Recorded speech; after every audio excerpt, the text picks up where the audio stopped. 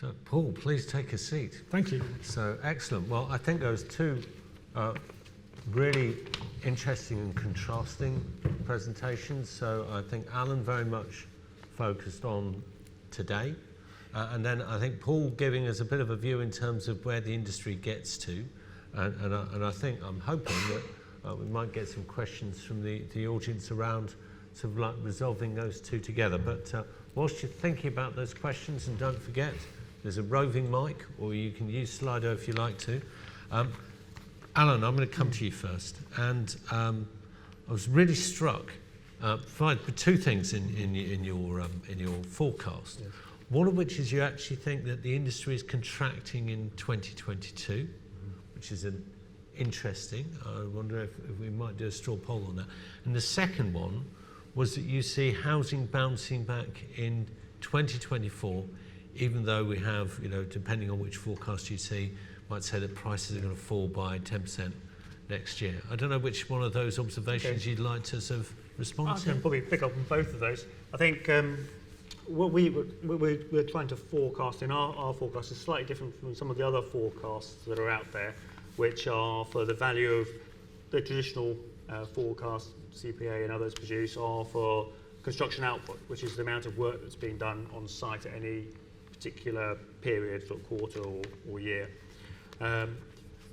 When we track our projects, we're recording actually when projects start on site. So it's perhaps more akin to new orders in some respects, in the sense that it's giving an insight as to what's happening at the moment. And certainly over the course of this year, we've seen, after a strong bounce back in new projects being started last year, we've seen that momentum being lost. Particularly, there was a bit of a pick-up during the spring when we saw perhaps a lot of projects being started ahead of the change in the building regulations that came in the summer, and then that's tailed off, and it's been losing momentum ever since. And then, actually, I think our latest data is going to be out shortly, looking at where are we now? It'll be looking at sort of November.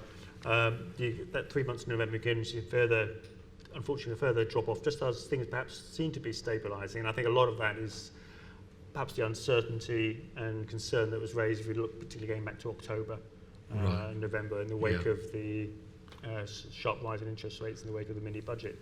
So I think all of those things have had an impact on sort of confidence and things like that. Yeah. So ours is perhaps a more forward-looking view, which then ties in with the housing side of things, and says that come 2024, what we're looking at is actually these are the value of projects that are starting on site. Yep. And I think the prospect as we get into 2024 of things in the economy hopefully stabilising, looking a little bit brighter, will start to give house builders confidence to start opening up new sites in anticipation that 6 to 9 months down the line, actually they're going to be completed and selling those into a rising market.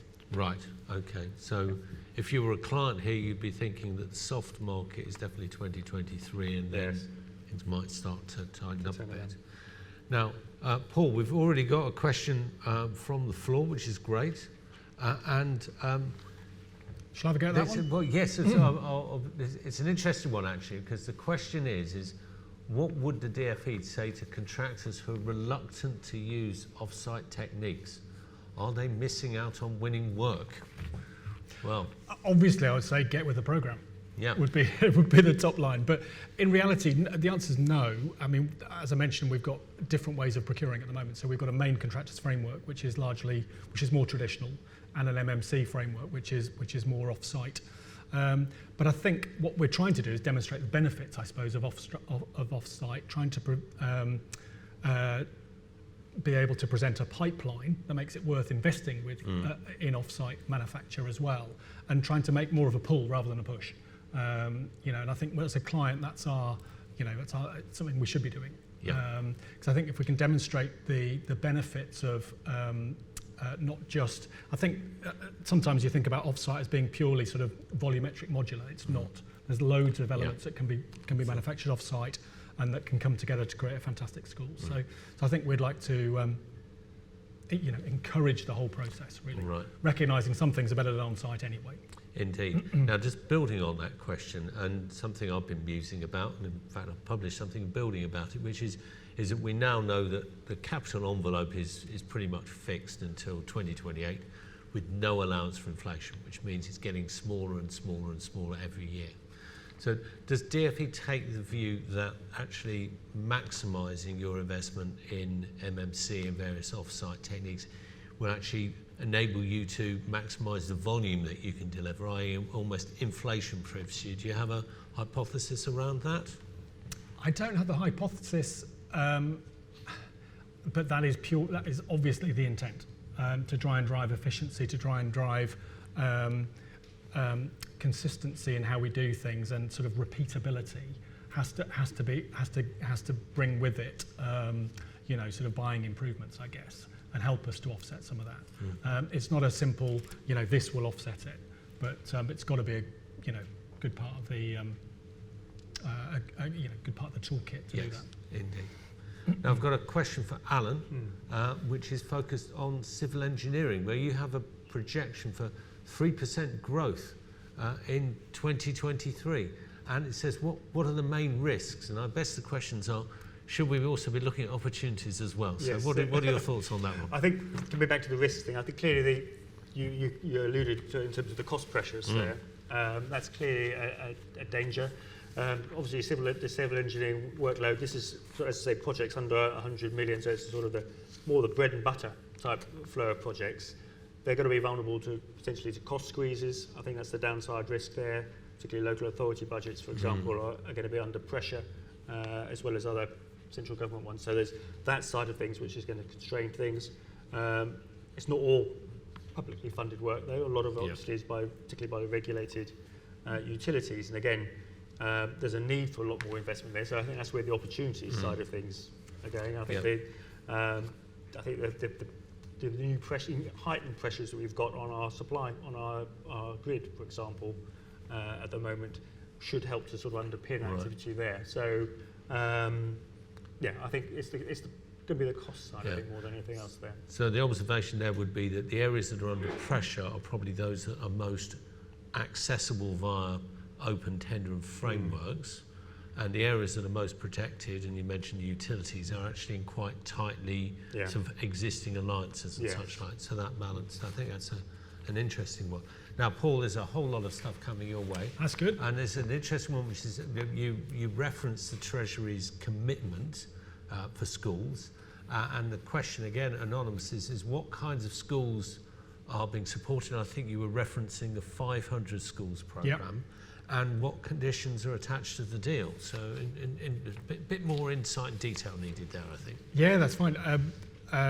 So that is the school rebuilding programme, was the 10-year commitment I mentioned.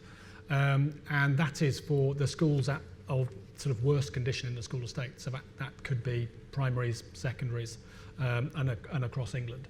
So behind that is quite a significant amount of work on condition data of the estate, as I mentioned in my presentation. So trying to understand the condition of the estate and making sure we're tackling the schools in the worst condition first. So in terms of conditions, I think the only sort of condition really is that is a sort of continuous program over 10 years. So what we sort of tried to argue was could we get more of those schools into the program early on, and then have a sort of prime the market really. But I think Treasury was keen to keep that on a rolling basis through that 10-year period. So it's sort of 50 schools opening a year over that 10-year period, rather than doing a big glut. But what we have done to sort of de-risk the program is to then do all of the assessments up front. So identify those 500 schools early, and then start to feed the market. And I suppose the other element to that is capacity as well. If we put 500 schools into the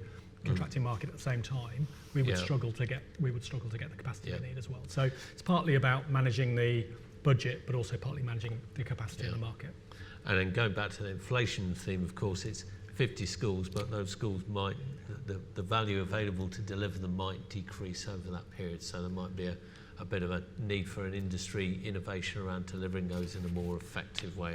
I guess so. And I'm sure we will have to have like other government departments, we'll have very difficult conversations with Treasury again at the next spending review in sort of 2025 or beyond for the second half of that programme. Right. And last week we have a question from somebody who's put their hands up. So Adam Zoo, for Allan, I think this is a great question actually. So the question is, the construction downturn is of a concern to all of us, absolutely agree. Is there anything that we can do collaboratively to support the industry through that? So Yeah, you've so got the best question yes, of the it afternoon is, so far, I think, yes, Alan. a tricky one. Look, I think perhaps it touches on what Paul was talking about in the education sector, is that collaborative working. I think is the heart of it, and certainly it's one of the sort of things that we've looked at. We can see that actually trying to reduce conflict within your own supply chain, look at working with your supply chain in a more, and consultants, from consultant to client all the way through the various tiers. I think that can help to mitigate risk at a time when actually that's going to be heightened across the industry, as I say, given that we can economic down, and that's probably going to be a good way to steer ourselves through what could be choppy waters. Right, and without giving away too many details, I think John Loveday will have some insights on that. Now, they've switched the Slido off, which I think means that you're getting a bit thirsty and you'd like to go for some coffee. So we're going to come back at 15:45, so perhaps if you get in a little bit early, and the first session is going to be Rob, Allan and John Loveday. Thank you very much to Paul and Allan for an excellent session. Thank you. Thanks.